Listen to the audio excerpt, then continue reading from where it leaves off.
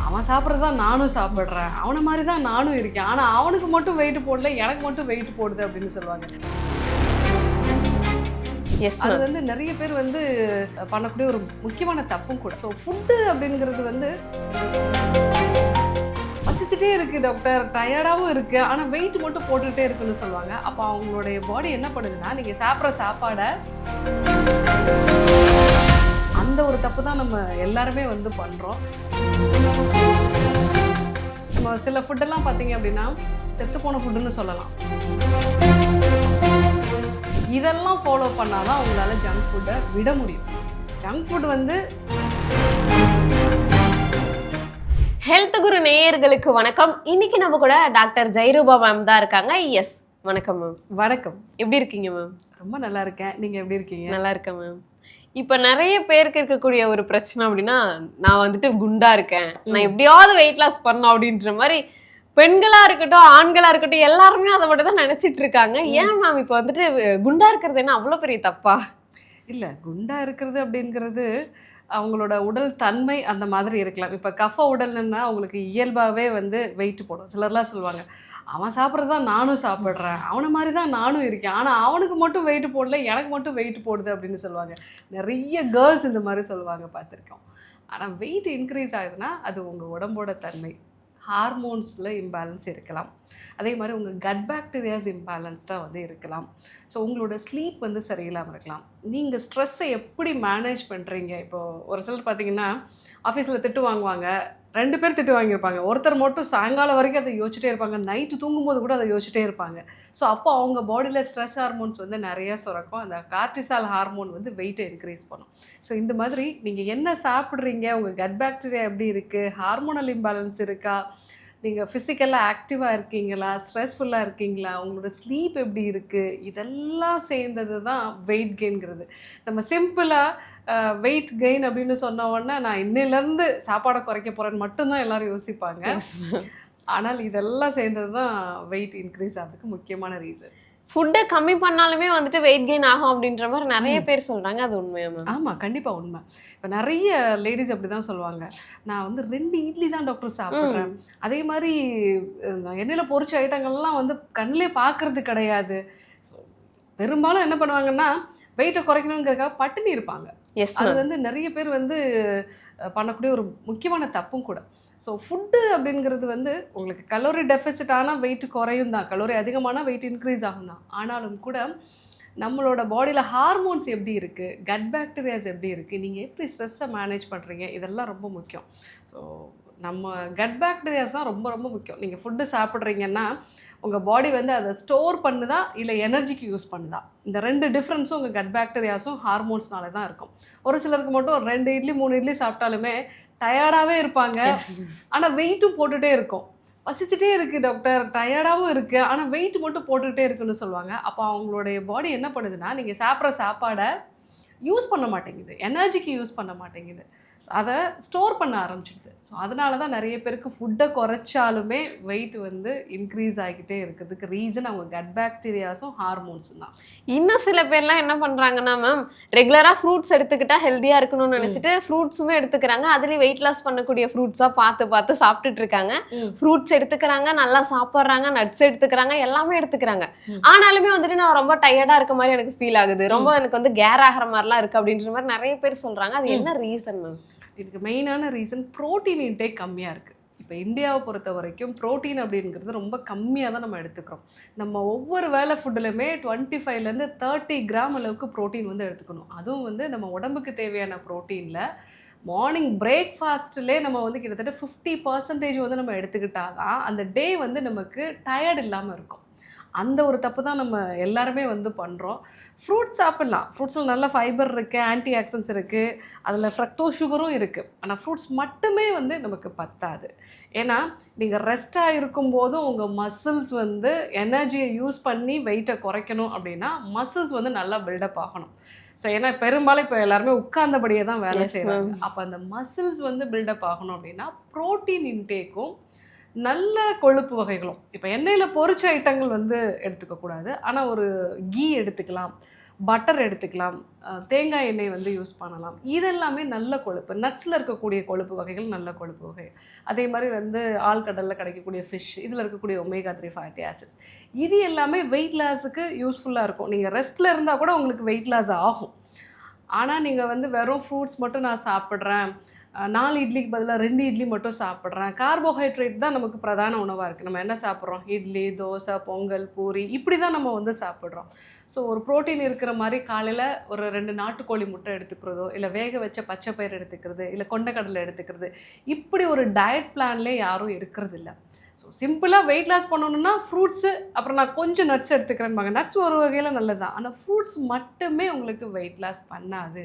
So அந்த மாதிரி டைமில் நீங்கள் வந்து உங்கள் பாடியில் என்ன ஃபியூலாக இருக்குது அப்படிங்கிறது பார்த்தீங்கன்னா ஃப்ரக்டோஸ் இல்லை குளுக்கோஸ் தான் இருக்கும். அது வந்து அடிக்கடி உங்களுக்கு பசியை உண்டாக்கும். அதுவே ப்ரோட்டீன் எடுத்துக்கிட்டிங்க அப்படின்னா, இந்த ப்ரோட்டீனை செரிக்கிறதுக்கே நம்ம பாடி வந்து எக்ஸ்ட்ரா கலோரிஸை வந்து ஸ்பெண்ட் பண்ணுது. ப்ரோட்டீன் இன்டேக் கம்மியாக இருக்கிறது தான் இன்றைக்கி வெயிட் லாஸ் பண்ணுறதுக்கு சிரமமாக இருக்கிறதுக்கு முக்கியமான காரணம். இப்போ வந்து சொல்லிட்டு இருக்கோம், நிறைய பேர் வந்துட்டு என்ன நினைப்பாங்கன்னா, நான் வெயிட் லாஸ் பண்ணோம் அப்படின்ற மாதிரி நினைக்கிறாங்க. ஆனா ஜங்க் ஃபுட்டுமே வந்துட்டு அவாய்ட் பண்ண மாட்டாங்க. ஜங்க் ஃபுட்டும் நான் சாப்பிடுவேன், வெயிட் லாஸும் நான் பண்ணுவேன் அப்படின்ற மாதிரிலாம் சொல்லிட்டு இருக்காங்க. ஜங்க் ஃபுட் எடுத்துக்கிறது வந்துட்டு எந்த அளவுக்கு வந்துட்டு பாதிப்பை ஏற்படுத்தும் மேம்? நான் சில வீடியோஸ்லாம் பார்த்தேன். ஜங்க் ஃபுட்டோட கலோரி வேல்யூவை வச்சுட்டு நான் இவ்வளோ கலோரி தான் சாப்பிடணும்னு சொல்லிட்டு, நான் 2 இட்லிக்கு பதிலாக இந்த ஒரு சிப்ஸ் பாக்கெட் எடுத்துக்கிறேன், இதில் இவ்வளோ கலோரிஸ் தானே இருக்குது அப்படிங்கிற மாதிரி அவங்க போடுறாங்க. பட் அது எந்த அளவுக்கு தப்பு அப்படின்னா, நம்ம சாப்பிட்ற ஃபுட்டு வெறும் கலோரி வேல்யூ மட்டும் கிடையாது. அந்த ஃபுட்டு நம்ம உடம்புல போய் நம்ம செல்களுக்கு வந்து எனர்ஜி கொடுக்கணும், அதுக்கு தேவையான சத்துக்களை கொடுக்கணும். நம்ம சில ஃபுட்டெல்லாம் பார்த்தீங்க அப்படின்னா செத்துப்போன ஃபுட்டுன்னு சொல்லலாம். ஏன்னா அந்த ஃபுட்டு வந்து 6 மாதம் வரைக்கும் கெட்டு போகாது. ஒரு பிஸ்கெட்டோ ஒரு சிப்ஸோ வந்து அதில் எந்த ஒரு நல்ல கலோரிஸுமே வந்து கிடையாது. அந்த டைப் ஆஃப் ஃபுட்டு சாப்பிடும்போது அந்த டைப் ஆஃப் ஃபுட்டை மட்டுமே சாப்பிட்டு வளரக்கூடிய பாக்டீரியாஸ் நம்ம கட்டில் அதிகமாகும். அதனால தான் சில பேர்லாம் பார்த்தீங்க அப்படின்னா, எவ்வளோ தான் நிறுத்தணும்னு நினச்சா என்னால் சிப்ஸ் சாப்பிடாம நிறுத்த முடியல டாக்டர். அதே மாதிரி பிரியாணி வந்து எனக்கு கிரேவிங் ஆகுது, எனக்கு சில வகையான சாக்லேட்ஸ் வந்து கிரேவிங் ஆகுது அப்படின்னு சொல்லுவாங்க. ஸோ அந்த மாதிரி அவங்க நினைப்பாங்க நான் வந்து சாப்பிடக்கூடாதுன்னு நினைப்பாங்க. ஆனால் அவங்க கட் பாக்டீரியாஸ் வந்து அவங்க பிரெயினை கண்ட்ரோல் பண்ணும். ஸோ நீங்கள் ஒரு டைப் ஆஃப் ஃபுட்டை சாப்பிட்டுட்டே இருக்கீங்கன்னா அதை மட்டுமே செரிக்கக்கூடிய கட் பாக்டீரியாஸ் வந்து உங்களுக்கு அதிகமாக இருக்கும். அது வந்து பேட் பாக்டீரியாஸ். ஸோ அதே மாதிரியான உணவுகளை தான் நீங்கள் மீண்டும் மீண்டும் வந்து சாப்பிட ஆரம்பிப்பீங்க. அப்போது உங்கள் கட்டை வந்து பேலன்ஸ்டாக கொண்டு வரணும். ஒரு முறை டீடாக்சிஃபிகேஷன் பண்ணுறதோ, ஒரு டீடாக்சிஃபிகேஷன் மெத்தட்லாம் இருக்குது. ஸோ அந்த மாதிரி நம்ம வந்து டீடாக்ஸ் பண்ணிவிட்டு கட்டை பேலன்ஸ்டாக வைக்கிறதுக்கு லாக்டோபேசிலஸ் அதிகமாக இருக்கக்கூடிய மோர் வந்து எடுத்துக்கலாம், நீராகாரம் வந்து எடுத்துக்கலாம். இதெல்லாம் ஃபாலோ பண்ணால் தான் உங்களால் ஜங்க் ஃபுட்டை விட முடியும். ஜங்க் ஃபுட் வந்து கண்டிப்பாக தப்பு தான். அது நிறைய விஷயங்கள் இருக்குது. கட் பாக்டீரியா இம்பேலன்ஸ் இருக்குது, உங்கள் பாடிக்கு தேவையான நியூட்ரிஷன்ஸ் வந்து உங்களுக்கு கிடைக்காது. ஸோ அது மட்டும் இல்லாமல் அதில் நிறைய அடிக்டிவ்ஸும் இருக்குது. அதே மாதிரியான ஃபுட்டை தான் நீங்கள் திருப்பி திருப்பி சாப்பிட்டுட்டே இருப்பீங்க, டயர்டாகவும் இருப்பீங்க, உங்களுக்கு வெயிட்டும் போட்டுகிட்டே இருக்கும். ஸோ இந்த மாதிரி நிறைய அதுக்கு சைட் எஃபெக்ட்ஸ் இருக்குது. மெயினாக உங்கள் கட் பாக்டீரியாஸ் தான் நீங்கள் ஃபஸ்ட்டு பேலன்ஸ் பண்ணணும். அதை பண்ணால் தான் உங்களால் ஜங்க் ஃபுட்டை விட முடியும். ஓகே மேம், வெயிட் லாஸ்ன்னு எடுத்துக்கிட்டாலே வந்துட்டு யங்ஸ்டர்ஸ் மட்டும்தான் வந்துட்டு இதை வெயிட் லாஸ் பண்ணணும்னு நினைக்கிறாங்க, நம்ம சொல்லிட்டு இருக்கோம். ஆனால் யங்ஸ்டர்ஸ் மட்டும் இல்லாமல் இந்த ஆஃப்டர் 40க்கு மேலே இருக்கவங்களுமே வந்துட்டு நிறைய யூடியூப்ஸ் பார்த்துட்டு நான் வெயிட் லாஸ் பண்ணணும், இதை பண்ணுன்ற மாதிரி அவங்க நிறைய இந்த மாதிரியான நிறைய விஷயங்கள் பண்ணிட்டு இருக்காங்க. அது கரெக்டாக? அது ஏன் ஆஃப்டர் 30, 40ல் இருக்கவங்க மட்டும் இதை ட்ரை பண்ணுறாங்க? அவங்களுக்கு இதுக்கு முன்னாடிலாம் பார்த்தீங்கன்னா ஒரு 20, 30ஸ்லாம் ஒரு டயட் இருக்கிறாங்க, எக்ஸசைஸ் பண்ணுறாங்கன்னா வெயிட் குறைஞ்சிரும். ஆனால் ஒரு 40 இயர்ஸ்க்கு மேலே போகும்பொழுது அவங்க என்ன தான் வந்து டயட்டும் எக்ஸசைஸும் ஃபாலோ பண்ணால் கூட வெயிட் குறையாது. அவங்க பாடி வந்து இந்த த்ரிஃப்டி ஜீன் தேரி அப்படின்னு சொல்லுவோம். அது மாதிரி ஒரு நம்ம உணவு கிடைக்காத சமயத்தில் பாடி வந்து ஃபேட்டை ஸ்டோர் பண்ணக்கூடிய ஒரு நிலைக்கு போயிடும். அந்த மாதிரியான ஒரு விஷயம் வந்து 40 இயர்ஸ்க்கு மேலே வரும். அவங்களுக்கு பாடியில் ஈஸ்ட்ரோஜன் ஹார்மோன், ப்ரொஜெஸ்ட்ரான் ஹார்மோன் இதெல்லாமே வந்து குறைய ஆரம்பிச்சிடும். சரியான தூக்கம் இருக்காது. நீங்கள் நினச்சி பாருங்கள், 40 இயர்ஸில் இருக்கக்கூடிய ஒரு அம்மா அவங்களோட மனநிலை எப்படி இருக்கும்? வீட்டில் இருக்கக்கூடிய குழந்தைங்கள பார்த்துக்கணும், அவங்க படிப்பு சம்மந்தமான விஷயங்கள், அவங்க வீட்டில் வயதானவர்கள் இருந்தாங்க அப்படின்னா அவங்கள பார்த்துக்கக்கூடிய ஒரு விஷயம். அதே சமயத்தில் அந்த 40 வயசில் தான் நிறைய பேருக்கு அம்மா அப்பா வந்து இறந்து போகக்கூடிய ஒரு நிலையெல்லாம் வந்து இருக்கும். ஸோ கணவருக்கான ஒரு சப்போர்ட் கொடுக்க வேண்டியது இருக்கும். அவங்களே ஒரு ப்ரொஃபஷனல் லைஃப்பில் இருந்தாங்க அப்படின்னா அவங்க கெரியரை பார்க்கக்கூடிய ஒரு சுச்சுவேஷன் இருக்கும். இது எல்லாமே அவங்களுக்கு ஸ்ட்ரெஸ்ஸு, ஸ்லீப்பு, இந்த 2 விஷயமே வந்து அவங்களுக்கு பாதிக்கப்பட்டோம். அதனால தான் அவங்களுக்கு நிறைய வெயிட் போடுது. டயட் எக்ஸசைஸ் மட்டும் பண்ணினால் அவங்களுக்கு வெயிட் குறைய மாட்டேங்குது. ஸோ அவங்க பேலன்ஸ்டாக ஒரு முறை டீடாக்ஸ் பண்ணிவிட்டு கட் பாக்டீரியாஸை பேலன்ஸ் பண்ணிவிட்டு நல்ல ப்ரோட்டீன் இன்டேக் வந்து எடுத்துக்கணும். அதே மாதிரி வெறும் கார்டியோ எக்ஸசைஸ் மட்டும் பண்ணக்கூடாது, மசில் பில்டப் எக்ஸசைஸும் பண்ணணும். அப்போ தான் நீங்கள் ரெஸ்ட் ஆகிருக்கும் பொழுதும் உங்கள் மசில்ஸ் வந்து கேலரிஸை வந்து யூஸ் பண்ணும். இன்டர்மிட்டன்ட் ஃபாஸ்டிங்கும் வந்து நம்ம ஃபாலோ பண்ணலாம். ஏன்னா ஒரு 40 இயர்ஸ்க்கு மேலே போகும்போது இன்சுலின் ரெசிஸ்டன்ஸ் அவங்களுக்கு வர ஆரம்பிச்சிடும். ஸோ ஈவன் யங்ஸ்டர்ஸில் பிசிஓடிலையுமே இன்சுலின் ரெசிஸ்டன்ஸ் அவங்களும் இன்சுலின் ரெசிஸ்டன்ஸை குறைக்கிறதுக்கு இன்டர்மிட்டன்ட் ஃபாஸ்டிங் ஒரு 12 hours to 14 hours ஃபாஸ்டிங் இந்த மெத்தட்ஸ் எல்லாம் ஃபாலோ பண்ணி ஸ்ட்ரெஸ்ஸை மேனேஜ் பண்ணுறதுக்கு ஒரு ப்ரீத்திங் எக்ஸசைஸ் பண்ணுறாங்க. ஸ்லீப்போட குவாலிட்டியை இம்ப்ரூவ் பண்ணுற மாதிரி அவங்க சீக்கிரமாகவே தூங்க போகிறது, ஹெவி ஃபுட்டு நைட்டில் வந்து அவாய்ட் பண்ணுறது, இதெல்லாம் வந்து கொஞ்சம் ஃபாலோ பண்ணாங்கன்னா வெயிட் லாஸை ஹெல்த்தியாக பண்ணிக்கலாம். ஏன்னா நிறைய பேர் வந்து கிராஸ் டயட் எடுத்துகிட்டு 10 நாளில் நான் வெயிட்டு குறைக்கிறேன், அதுக்கப்புறம் பார்த்தீங்கன்னா அவங்க மெட்டபாலிசம் ரொம்ப ஸ்லோவாகிடும், திருப்பி ஏறின வெயிட்டை குறைக்கவே முடியாது. இந்த மாதிரி சேலஞ்ச் வேற வச்சுக்கிறாங்க. இல்லை, அந்த ஷார்ட்கட் இதில் எதுவுமே கிடையாது, அது எல்லாமே அன்ஹெல்த்தி தான். ஓகே மேம், வெயிட் லாஸ் பண்ணணும்னு நினைக்கிறவங்களுக்கு உங்களோட அட்வைஸ் என்ன மேம்? நீங்கள் என்ன அட்வைஸ் கொடுக்க போகிறீங்க? ஃபஸ்ட்டு விஷயம், நீங்கள் உங்கள் கட்டை பேலன்ஸ்டாக கொண்டு வாங்க. அதுதான் எல்லாத்துக்குமே வந்து ரூட் காஸ். ஸோ அதுக்கு டீடாக்ஸ் மெத்தட்ஸை நீங்கள் வந்து யூஸ் பண்ணலாம். கீ இருக்கக்கூடிய டீடாக்ஸோ இல்லை 1 day டீடாக்ஸோ நீங்கள் ஃபஸ்ட்டு ஃபாலோ பண்ணலாம்.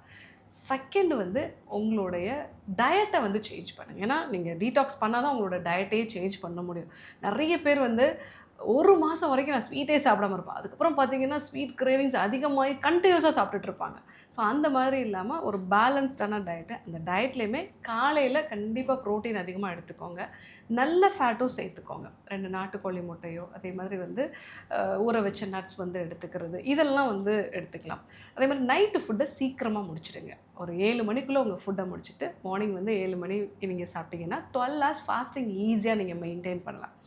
எக்ஸசைஸை பொறுத்த வரைக்கும் ரொம்ப பெரிய பெரிய எக்ஸசைஸ் ஜிம்மில் வந்து நான் 2 மணி நேரம் 3 மணி நேரம் அவ்வளோனா தேவையே இல்லை. அது ஆக்சுவலி பார்த்தீங்கன்னா கார்டிசால் லெவலில் அது இன்னும் அதிகப்படுத்தி உங்களுக்கு வெயிட் லாஸ் வந்து ஒரு ஒரு ஒரு ஸ்டேட்டில் அப்படியே நின்றுடும். அந்த மாதிரியான ஒரு கண்டிஷனுக்கு போயிடுவீங்க. ஸோ நீங்கள் என்ன பண்ணலான்னா, நீங்கள் வாக்கிங் பண்ணலாம், அதே மாதிரி வந்து சூரிய நமஸ்கார பயிற்சி பண்ணலாம், ப்ரீதிங் எக்ஸசைஸ் பண்ணலாம். இந்த மாதிரி பண்ணினாலே போதும். நல்லா ஸ்லீப்பு வந்து ஒரு 8 hours ஸ்லீப் இருக்கிற மாதிரி பார்த்துக்கோங்க. ரெகுலராக ஒரே டைமில் தூங்குற மாதிரி பார்த்துக்கோங்க. நைட்டில் அதிகமாக ஃபோன் பார்க்காதீங்க. இதெல்லாம் வந்து நல்ல தூக்கம் வர்றதுக்கு ரொம்பவே யூஸ்ஃபுல்லாக இருக்கும். இந்த விஷயங்களெல்லாம் ஃபாலோ பண்ணாலே உங்களுக்கு வெயிட் கண்டிப்பாக லாஸ் ஆகும், ஹெல்த்தியான முறையில். ஓகே மேம், வெயிட் லாஸ் பற்றின நிறைய விஷயங்கள் எங்கள் கூட ஷேர் பண்ணதுக்கு ரொம்ப நன்றி. நன்றி.